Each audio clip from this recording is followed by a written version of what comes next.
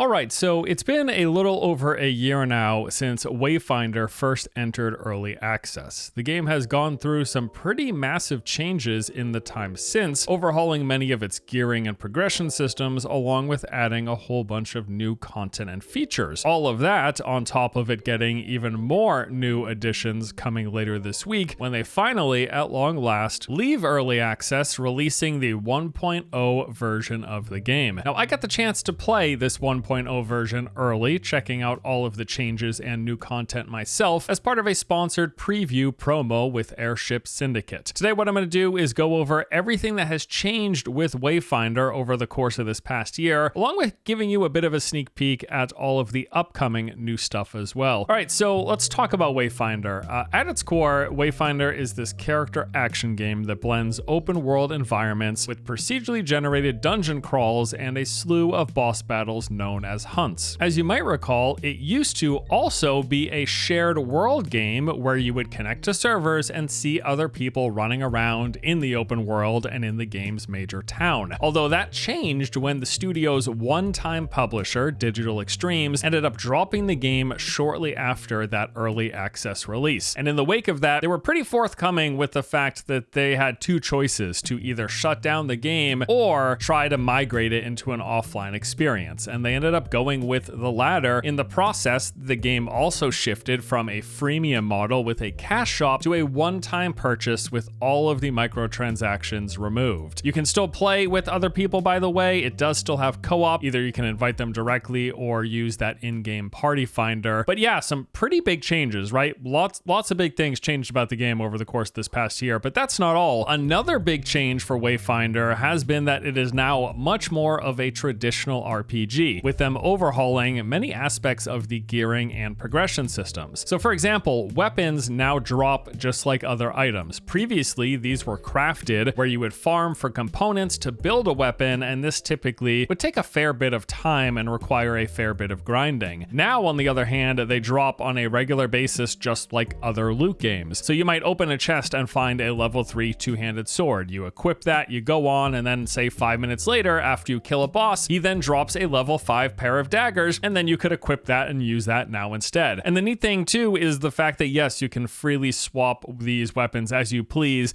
as any character, any Wayfinder can use any of the game's weapons. So if you're like me and you're playing Wingrave, you're gonna start off with a sword and shield, but then eventually, if a big two-handed axe drops, you can start using that. Or even ranged weapons. At one point, I did try playing around with playing Wingrave using shotguns and rifles. While playing, like I said, on a regular basis, you're gonna be seeing weapon drops. They're no longer this big crafting and time-gated grind. You're just gonna find them all the time, and you can use whatever ones you find that you feel like using. There are gear sets now in the game as well. Every single Wayfinder has multiple sets of gear for you to collect. These range from common all the way up to the purple rarity. Now these are one-time pickups, so say once you find a helm from a certain set, you then permanently have that helm for that Wayfinder. While previously armor was entirely cosmetic, now it not only does have its own visual distinction to it, but it also comes with its own passive bonuses, granting percent increases to some combination of offensive and or defensive stats. Now, beyond those changes, the game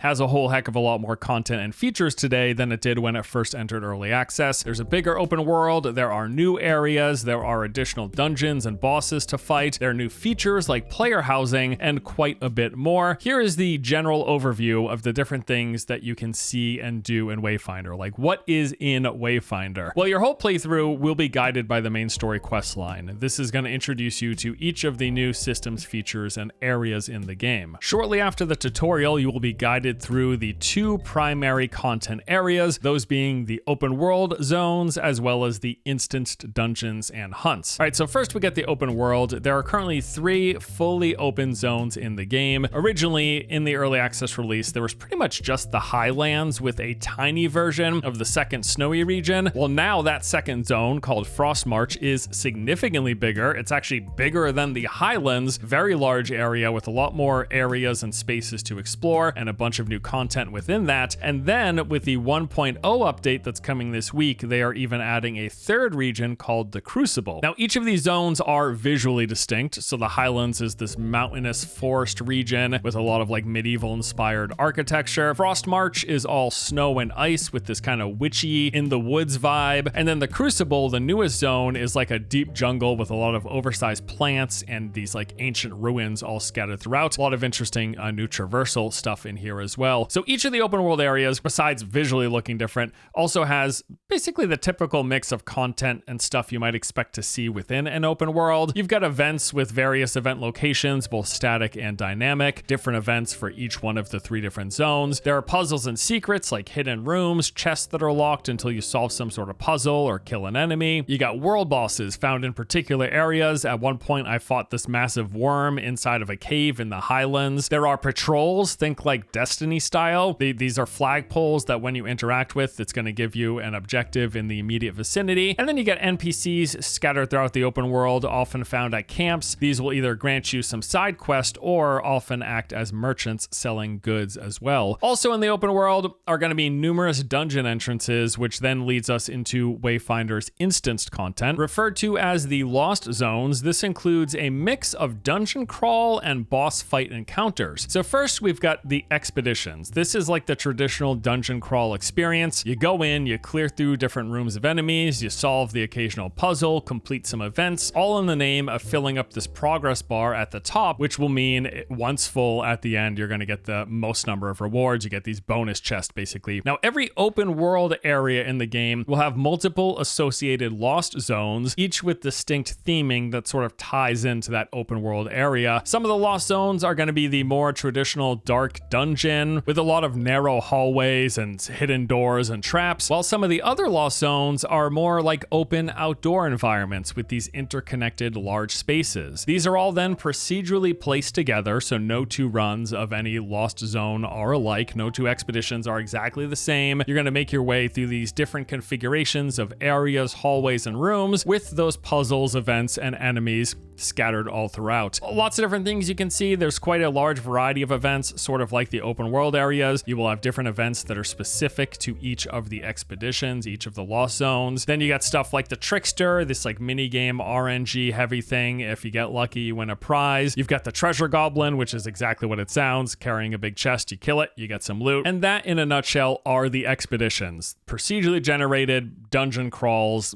within the lost zones. And then you've got the hunts, and these on the other hand are very straightforward. You just go in, there is a single room, you fight a boss, the end. These are also tied to the lost zones. There's typically a pair of boss hunts for every correlated lost zone area. These range from rather straightforward tank and spank, avoid the damage on the ground, to some encounters with really interesting mechanics and some nice variety. Now in total, with the 1.0 launch, there are going to be 22 separate boss hunts available, with harder fights called mythic hunts that ramp up the challenge further, rewarding endgame resources. And then there's the imbuement system. Both of these things, the expeditions and the hunts, can be further modified via imbuments. This makes your run more difficult by adding a variety of debuffs in exchange for more experience and a unique crafting resources. And these go from simple to pretty extreme. So for example, if you do an expedition with 1 shadow imbuement in it, it's going to make it so that at half health, enemies get larger, they grow in size, and they deal increased damage. If you place 2 shadow imbuments, that will still be the case. They still get bigger at half health and deal more damage, but then also there will be these corruption shrines all throughout the zone that you have to clear in order to progress, removing this debuff. And then if you put 3 shadow imbuments, all of a sudden you've got all that stuff happening, but then also the whole zone has you taking damage. And to protect yourself from the damage, you need to carry this torch around with you, which basically creates an area of light within which you are safe. And that torch gets progressively smaller as you move as time goes on, but it can be refilled at those aforementioned corruption shrines. And that's just one example using 3 shadow imbuments in a single expedition. There are so many different combinations. There are 5 imbuement types. There's chaos, flora, greed, shadow, and solar. Each of these do different things with combinations for any of these, and you can mix and match them however you like. Any way you can combine them with the 3 slots, it makes for just a lot of increased variety within doing these expeditions and going on these hunts. All right, so next up we got the Wayfinders themselves. These are sort of characters that you play. There are 8 Wayfinders in the game currently, up from the 6 that were available at the early access launch. And now you unlock these just naturally playing through the campaign. It is no longer this massive grind or time gate, and it's not tied to a cash shop anymore either, because there's no longer a cash shop in the game. You just you play the game and you unlock all the Wayfinders as you progress through the campaign, using and swapping to whatever one you want to play whenever you feel like playing it. The basic TLDR of each of these are Wingrave is this close combat all about supporting allies with shields and healing abilities. Silo can summon illusions and throws bombs with powerful area of effects. Nis is this fast teleporting with summoning clones and dealing shadow damage. Kairos is like a glass cannon. He is squishy but hits very hard. Sendra is a brawler, more melee focused with some CC. You got Venomous, who poisons enemies and heals allies. Grendel is like a berserker with leaps and whirlwind attacks. And then Laura, the newest character coming with 1.0, is a combination of melee and magic with attacks that are infused by these avatars. Really cool visual elements here with this Wayfinder. So you can play any Wayfinder you want. They've got their own levels and their own progression tied to that. But then there's also further progression in all of the other progression systems. So let's talk about that. Progression, this has changed quite a bit, as mentioned earlier. It now has much more in common with many traditional RPGs and loot games. So the gear, these armor sets, you're gonna find and unlock pieces of the armor sets as you play, doing any activities, opening chests, killing bosses. These will range from basic to rare. So they progress from common, white to green, blue, and purple, getting more stats granted at the highest tier. Each piece will come with 2 passive boosts, enhancing some combination of offensive and defensive values for your character. And you can mix and match these set pieces however you like. Again, not only do they look visually different, but they've got their own bonus perks, with the higher tier stuff being better. And then you've got the weapons. These also drop in levels with rarities. They will be getting progressively higher level as you play through, with the higher rarities moving up to purple. The higher the level, the better the stats on the weapon. There's actually over 44 weapons in the game now. This is up from the 20 or so that it launched into early access with. Now, I should note that each named weapon comes with its own distinct skills. There are actually multiple variations of the same weapon classes. So for example, the sword and shield has many different variations. There's a variation where you do a shield throw. There's one where you self-heal. There's one where you pull up tendrils from the ground. There's one where you create this bastion. There's one where you summon vines that suck people in. And while the same class will have the same base functionality in terms of their attack patterns and the weapon class mechanic, those individual named weapons, like I just talked about, each come with their very own unique skill. But there's much more to progression than gear and weapons. Next, you've got accessories with 3 accessory slots. These are filled with a large variety of items that you collect while playing. A lot of necklaces and charms and rings and things like that. But what the actual item is doesn't matter. It's more so the stat boost that you get from it. You can pick any accessories with the stats that you desire for your build. Different combinations, mixing and matching depending on whatever you're going for. And then the other major means of stat boost comes via the Echo system. So your Wayfinder, your weapons, and the accessories, all of these come with slots that you place echoes into. It's a simple category matching system with echoes dropping in certain categories that have to be put into a slot of that same category. And those categories are rush, cross, balance, guard, and attack. For the most part, these are all just passive offensive and defensive stat boost, with one major exception. Those are the rush echoes. These are much more unique in that they come with special effects that are activated by doing something in particular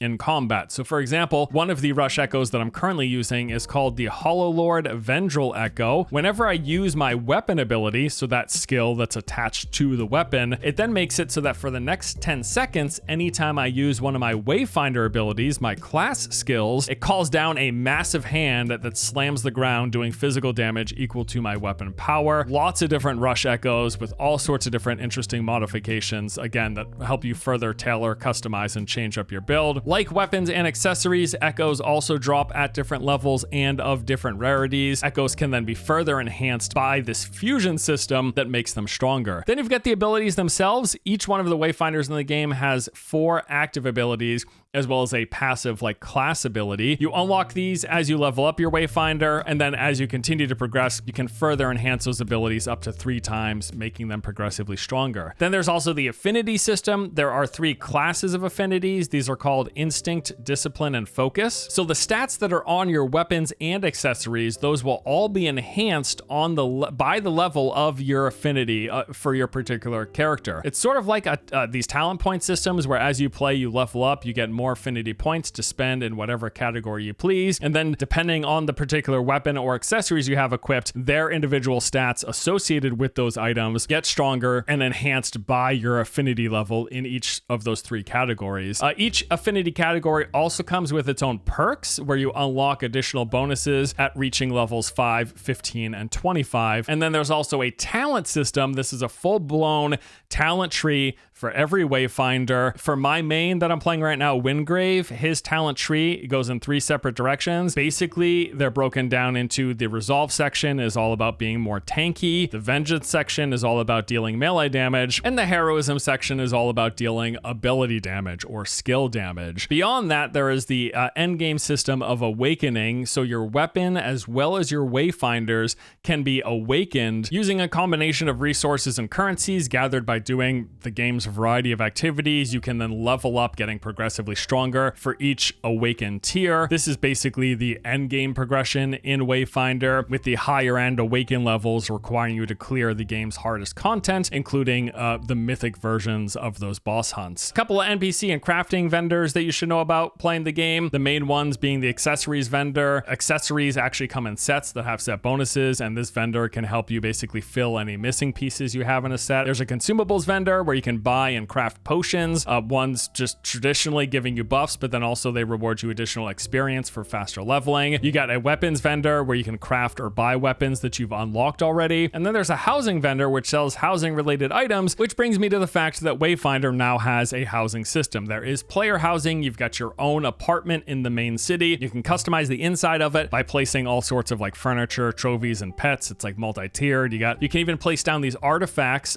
These actually grant you passive character buffs. There's also progression via this reward tower. Now, previously this was tied to a battle pass system, but since this is no longer a freemium game and it doesn't have a battle pass, it's now just thrown into the base game. You're going to unlock these naturally, a currency for unlocking these tiers while you play. And depending on which sections you go down, you're going to be rewarded a combination of like cosmetics, consumables, and currencies. So that's a lot of like the base game, the fundamentals of Wayfinder. Here's an overview of the new stuff specifically coming with 1.0. So they're adding a 3rd chapter to the main story quest with a fully fledged brand new open world zone with its own set of side quest collectibles, new types of monsters, and hours more of questing content. That new zone is called Crucible. It's like this dense jungle region with all sorts of ancient ruins. They've introduced a new hook shot mechanic into the game for this region. There are going to be grapple points all over the place that you can pull yourself up to, in addition to the existing zip lines that are in the game. This just adds more freedom of movement through the environment. A lot of cool new events in this area as well. I saw like this matching puzzle where you had to match these giant runes to activate this machinery, capturing spirits inside of this floating artifact, or guiding orbs into a well while fending off waves of enemies. 2 lost zones here with their own unique events, loot, monster, and traversal mechanics. Both of these lost zone areas felt much larger and more open to the prior base game lost zone regions. So these include the Shattered Foundry, which is basically set in like the upper levels of the jungle on ledges and having you moving through trees. Then there's the Aegis Vault, which is inside of a like massive jungle cave system. A lot of bioluminescent plants here. It almost felt like being underwater. At one point, I was literally seeing flying jellyfish, or you come across these trippy mushrooms, which will show you hidden objects, but at the same time, you're hallucinating a bunch of fish floating all around you. So yeah, very underwater inspired here. One of the hunts, I just want to give an example of one of them. This was probably like one of the coolest boss fights I've seen in the game. So fighting the Hollow Lord Evangel hunt, he's this massive tree boss with these 3 platforms, and you've got to hook shot your way between them as he's doing various attacks. You need to avoid the damage from him slamming his hand down, and then hook shot back to start damaging his hand, and then you progress him through phases. Won't spoil the whole fight for you, but just all around, this was an interesting boss encounter, and there's more boss hunts here besides this one. As we mentioned earlier, there's the new Wayfinder Laura, which is all enhanced by these spirit attacks, like a mixture of melee and magic. There are 6 new weapons, which is that bringing the total weapon count up to 44. 21 new armor sets introduced in 1.0. There are brand new mounts. The game does have a mount system as well. You'll be riding around the open world. They did some updates to the tutorial. They made some performance UI and quality of life improvements, and the game is going to have cross-play with PlayStation 5, Xbox, and Steam. Now, beyond all that 1.0 stuff, I was also told there's a bunch more in the works post 1.0. This is going to include things like a nightmare mode with exclusive rewards, a hardcore mode where if you have a Wayfinder die, you are locked out of that character for the rest of the playthrough until no more Wayfinders remain. They're going to have save slots if you want to progress through multiple playthroughs with different kinds of settings or playing with different friends. There are secret collectible creature personas that can change the cosmetics of your Wayfinders, and they're planning on having officially integrated mod support so letting the community customize the game experience. Again, this last section here I just mentioned, these are plans for post 1.0. So as you can see, Wayfinder has changed quite significantly since it first came to early access. This 1.0 release feels like a much more fleshed out game with far more content, features, systems, just everything. There is a lot more here, more fleshed out, more fully realized. It finally feels like a 1.0 version. And I'll say that the sponsor side, generally, I am just quite impressed with the improvements that they've made. And I say that as someone who would have loved to see them evolve that whole shared world MMO light version that they were originally launching with. Clearly, as we went over, they had to change directions, being dropped by their publisher. They were given the choice of closing the game or moving it into this current iteration. And I'm so happy that they decided to move it into the current iteration, because given the alternative of the game shutting down and not being available to anyone, I am glad that they put in the work and shifted it so that it's available to people. And yeah, again, it's a much better and more fleshed out game today than it was when it first came to early access. Wayfinder will be leaving early access with the full 1.0 release happening this week on Monday, October 21st. You can learn more and check out the game yourself using the link in the description below. That is going to do it for our preview and overview of Wayfinder 1.0. Hopefully that gives you a good idea, a better picture of what the game is all about, what's changed, what's new. And with that, we wrap up today's video. Thank you as always for watching. Hope you enjoyed. See y'all next time.